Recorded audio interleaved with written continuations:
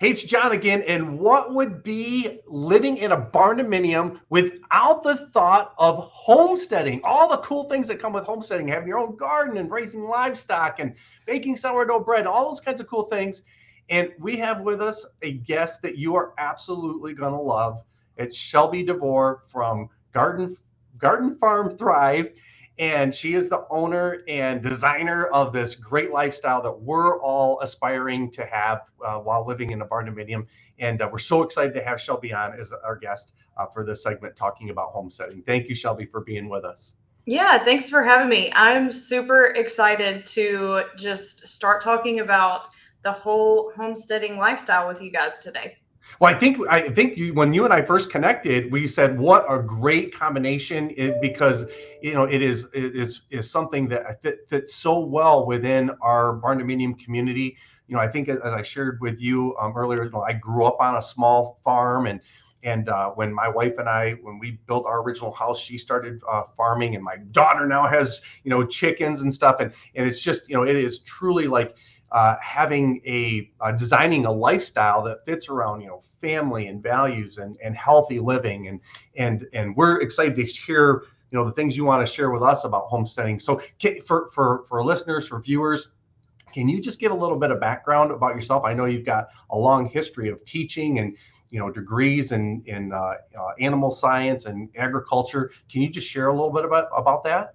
Yeah, so it is a long history. So I'm going to give you guys the Cliff Notes Great. version of it. I am a multi-generational homesteader. Grew up in this lifestyle. My parents had a small. We didn't call it a homestead. That wasn't really a term that we grew up using. Which just how we lived. But we had chickens. We did raise occasionally meat pigs. We had an orchard. My mom canned. We always had a big garden. So that was just normal for me growing up.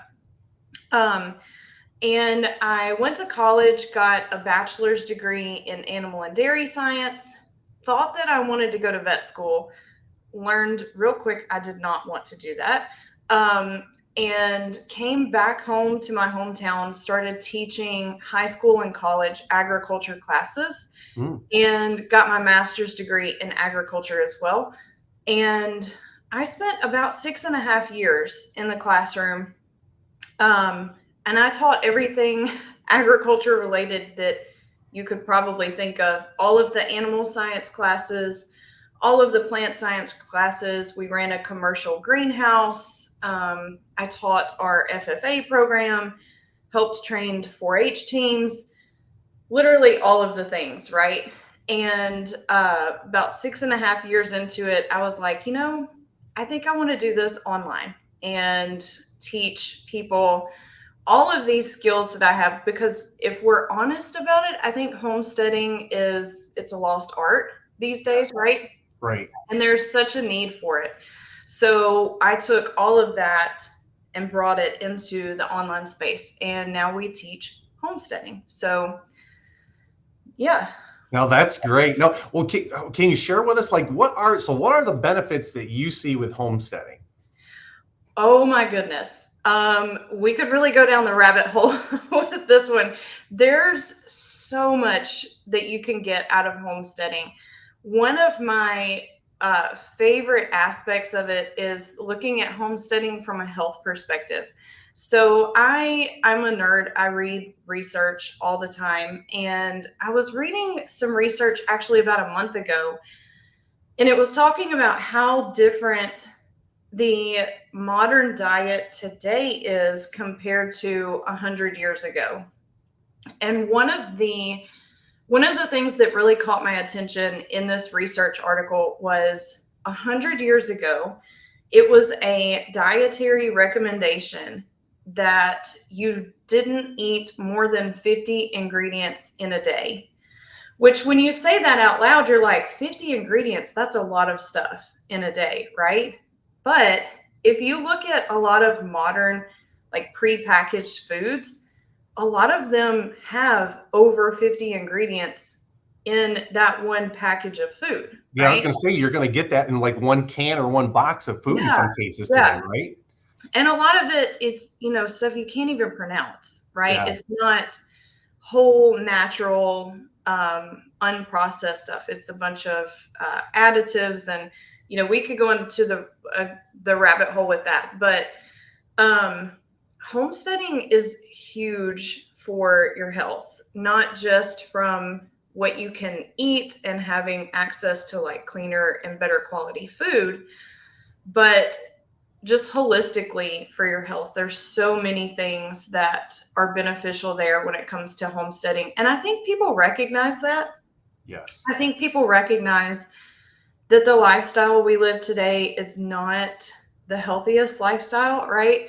A lot of us have kind of fallen into the trap of, it's easier to grab those prepackaged things, and we live more a sedentary lifestyle. We're inside more, and homesteading kind of gives you a really clear way to break out of that mold and get back to just a healthier lifestyle. Absolutely. And but I get that's a perfect transition actually for this question, because I know, because like my wife and I have struggled with it and stuff, because it's just time, right? Like, man, how do we find time to weed the garden, and how do we find time to prep the meals, and all those pieces, even though we know that it's so much better for us, and we love it. We actually love cooking together, and she loves being in the garden. I'm not so much. I don't want to get my hands that dirty. But but it's true. We know how good it is. So what, how do you, with your program, help people find the time, make the time, because that's such a big part of it. Yeah, and it's honestly probably the biggest resistance that I see with people that are interested in homesteading, but they don't know where to start. They're like, I don't even know if I have time for this. And I have a couple of things that I would like to say about that. I'm going to get on my soapbox for a second. When I was getting my master's degree, I took a class that was about agriculture marketing, and we looked at some of the history of marketing in agriculture. So, some of the marketing that early grocery stores did, that early food companies did, and John, it blows my mind. Some of the stuff that they used to advertise to us that we just accepted. If you look at advertising in the early 1900s, when grocery stores and big food companies started to come out, they knew that most housewives produced and grew a lot of their own food. Women made a lot of things from scratch. That was the norm, right? Well, that doesn't make grocery stores and food companies money. So they would advertise specifically to housewives and tell them essentially they don't have time for this. Doing all of this stuff from scratch is what's making them tired, and really honed in on like the psychology of you don't have time for this. It's kind of beneath you. Imagine how much time you would have if you didn't have to do this. And within about 10 years, they had taken that advertising angle and essentially gotten a huge piece of the market and convinced a lot of women that they didn't have to do this. So, with all of that being said, it's not actually as time consuming as we tend to think, right? Like, I don't want to use the term brainwashed, but we have been trained through some of that advertising and stuff that we don't have time, and it is really hard. And a lot of my students, once they start, they're like, it takes me like 10 minutes a day, to take care of my garden, or not even 10 minutes a day if I want to learn how to bake sourdough bread. And a lot of times it's just as simple as I'm not going to scroll social media for 10 minutes, or I'm going to find 10 minutes in the morning instead of watching the news. I'm going to go outside and tend to my garden or chickens or whatever. So, Which both of those have their own health benefits, right? yeah, yes, for Yeah. sure. Yeah. Well, it almost feels like it's conditioning, right? Like, just like for exercising and going to the gym, we know it's good for us, but Yeah. it's, we're in a habit of, sitting on the couch and, like you said, scrolling social media or watching Netflix. And all of a sudden it's the conditionings. We break that conditioning to get out there and do what we know is better for us in the long run. So, Yeah. and I'm assuming you help, break those conditions in part of your program. Yeah, we do. We actually, I'll show you, I have it handy. We created a success path for our students that kind of guides them along various milestones and makes Okay. it tangible so they Oh, can see nice. Oh, yeah. Yep. And what so, they by the should be way, if you working on. happen to be listening to this on the podcast, you can see this by either being inside of one of our courses through Project Barndo or going to Barndo Bankers to see the actual video that Shelby's putting up. So that's great. That's like a roadmap. Yeah, it really is. Homesteading is one of those things that there's so many different directions you can go. Sometimes it feels overwhelming, like where to even start. So we found that that's been a really helpful tool for our students. Yeah, that's amazing. What else about homesteading? What are some of the other things, maybe that people have some misconceptions on about, things with homesteading? So time is definitely a big one. And then people tend to think that there's a misconception that if you are homesteading, your goal is to be 100% self-sufficient. And I like to nip that in the bud because realistically, none of us will ever be 100% self-sufficient. You're probably not going to grow the wheat to make flour and grow the sugar cane to make sugar and like every possible thing you're going to need, right? So when you start out with that in mind, if you're thinking, I need to do this to be completely self-sufficient, you kind of set yourself up for a bunch of stress, a bunch of overwhelm, and it's a goal that's not entirely achievable.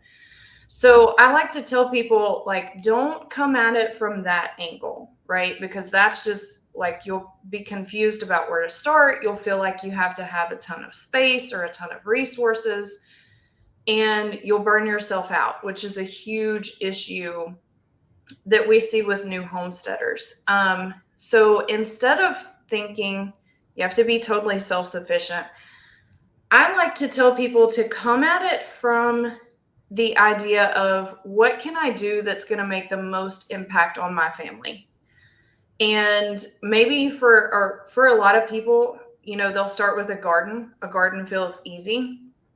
So I like to walk them through the process of what can you grow that is like one of the biggest needs that is currently on your shopping list. Like, look at your pantry. What are you frequently buying that you could grow at home? And use that as your starting point. And that is going to snowball into you having the confidence to just do more and more stuff. And it feels a lot easier to start that way than going, well, we have to have cows and we have to have chickens and, like creating a laundry list of things that you have to do. When you think about it that way, it's easier to find that starting point. And then you also don't have to have a ton of space or a ton of resources or a ton of time to devote to it, right? So if you start small, the path is much easier to see.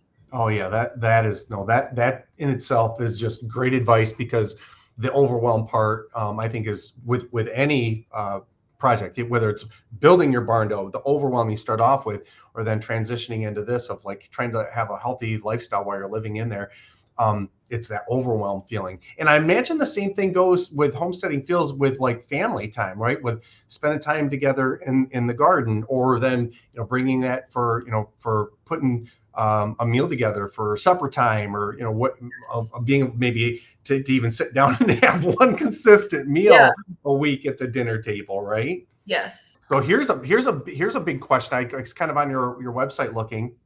And I know that my wife and I own a book called The Blue Zone, and it talks about, the octogenarians, the different areas across the world where people are living to be over 100 years old. And you talk about inside of your program how you've created the concept of a mini blue zone that you can actually have your very own backyard. Can Yes. you share a little bit about what that is? Yes, it is. This is so exciting. I don't know why more people aren't talking about this. So, I had a health scare a few years ago. I think you and I have talked about this in emails or something. I had a heart attack and a Yeah. stroke when I was 30. And it was one of those like super eye opening things where I really wanted to focus more intentionally on improving my health. And so when I was researching, different things that I could do, how could I prevent this from happening again, I found the idea of blue zones. And like you mentioned, blue zones are these areas in the world where people live much longer life expectancy than the average. Like a lot of times it's like 20 years above the average life expectancy. So it's not just like, 6 months longer, 2 years longer. It's a huge difference, right? These people are clearly doing something the rest of us are not doing. So researchers started to look into this to figure out what was the commonality. Because when you look at the research, there are 5 or 6 different areas in the world where these blue zones occur. And at first, they thought maybe they just have good genetics. Maybe the people just got lucky and, have genes that allow them to live longer. So they did a bunch of genetic testing, found out that's not the case at all. Less than 2% of the people that they tested had genes that were related to longer than average lifespans, which means 98% of the populations that they tested, they didn't have those genes.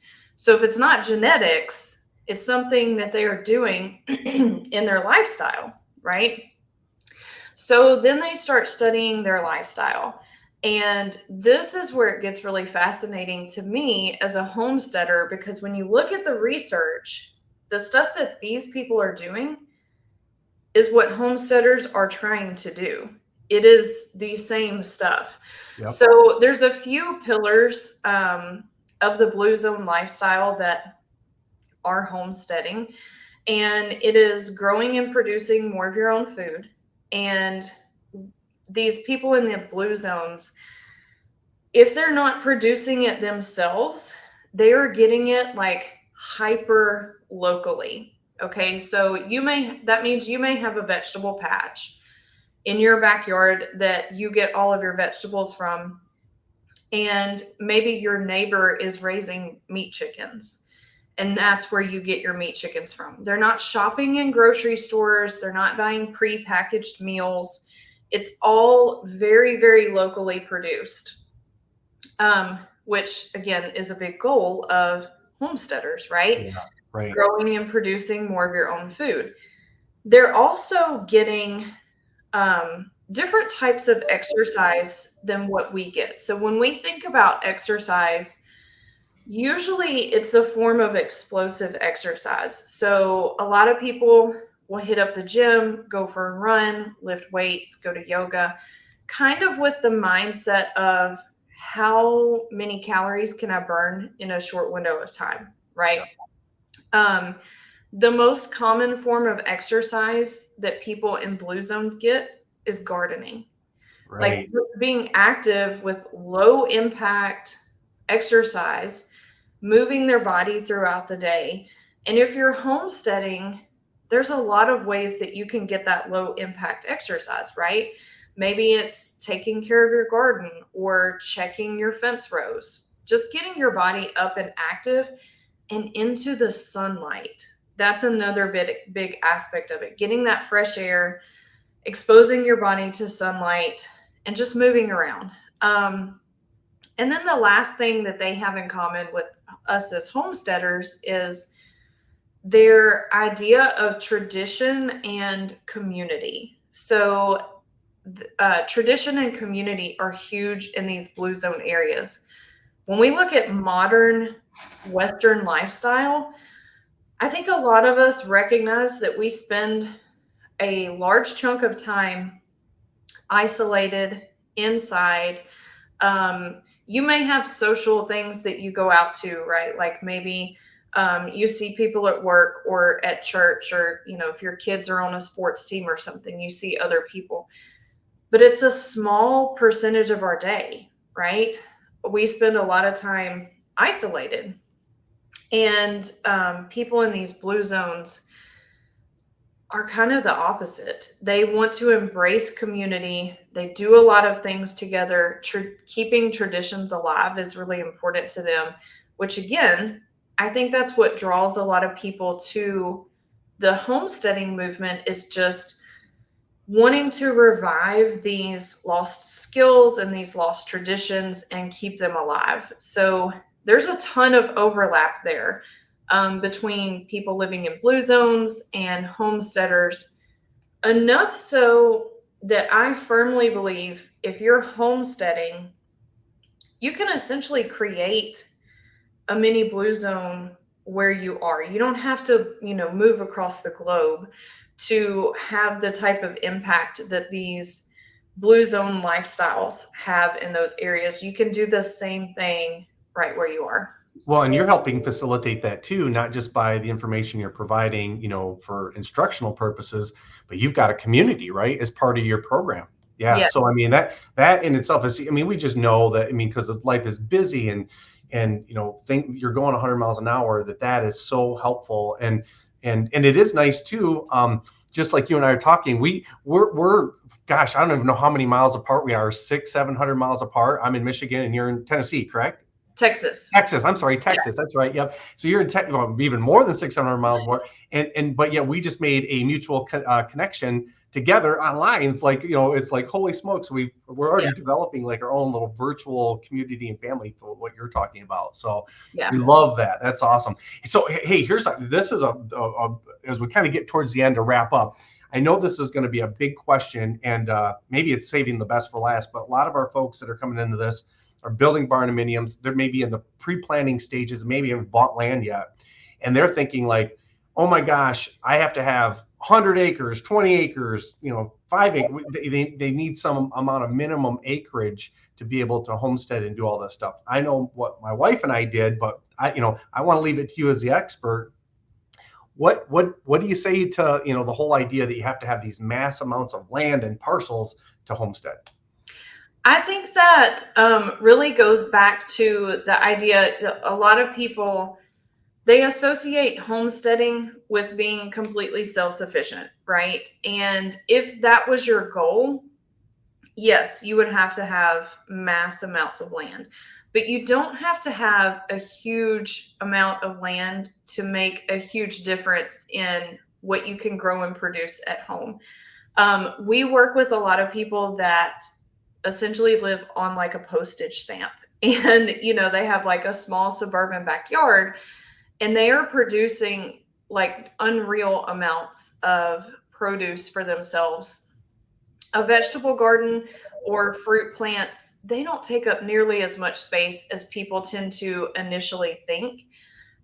Livestock, you'll have to have a little bit more space, obviously, but even if you have limited space, there are options for putting livestock even in a small area. So I think you could do a ton of stuff on an acre or even half an acre.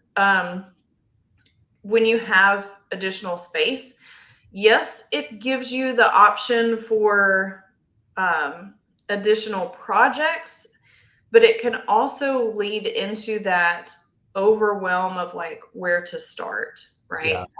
Yeah. So I think just keeping that in mind, there's not a set amount of space that you have to have. I have gardened and lived in an apartment. So, you can make it all work. So, okay. So as we wrap up then, the last question we have is, they're planning their barndominium, they're going through the design phase. What are some things you might recommend to them if they are really, homesteading is going to be an intricate part of their life, and designing a lifestyle for themselves of, freedom and health, and what are some things, that they might look for in the kitchen or for storage? What would you recommend? Well, I absolutely love a huge walk-in pantry. That for me has been huge.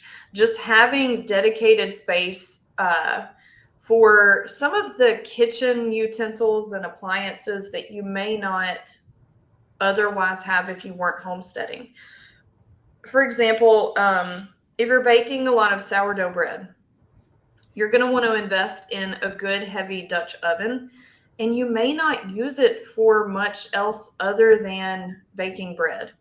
And Dutch ovens, they're big, heavy, big, heavy pots. So just having that extra space available for stuff like that, for your mason jars, um, and then having extra space for if you're growing and producing a lot of stuff and then you're preserving it, you're going to want to make sure that you have storage space for that.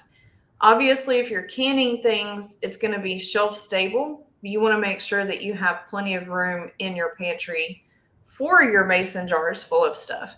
If you're freezing things or dehydrating, just kind of be intentional about thinking through, okay, once I grow all of this stuff and I preserve it, what is that going to look like? Yeah. And make sure that you do, work in that available space. Yeah, that's perfect. That's great because planning, I think, is the whole part of it. Like making sure that you're being very intentional about not just what you're building, but how you're going to live too. Right. So Yeah, for sure. awesome. Hey, Shelby, I am going to put up here a link that you are so kindly offering out to folks watching. This is a free guide, right? A beginner's guide to homestead that people can go in. They can opt in. Doesn't cost them anything. They can download that and take a look and maybe get also a little familiarized with your program if they decide that they want to take a next step. But you want to make any comments as we kind of wrap up about your guide?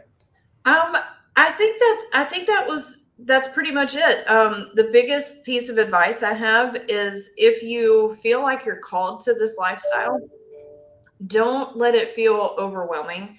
There are a lot of resources on the internet that will make you feel that way. So don't feel that way. I love to simplify things and make it super simple for people to get started. And the guide that you just shared is a great way for people to head down the path of homesteading and making it easy. Nice. That's perfect. Shelby, thank you again for sharing. It's so great to not only have you on this, but one of our expert panelists that we plan on continuing with for more additional benefits and values for the folks that are watching and listening part of our program as well. So thank you so much. Yeah, thanks for having me. This was really good.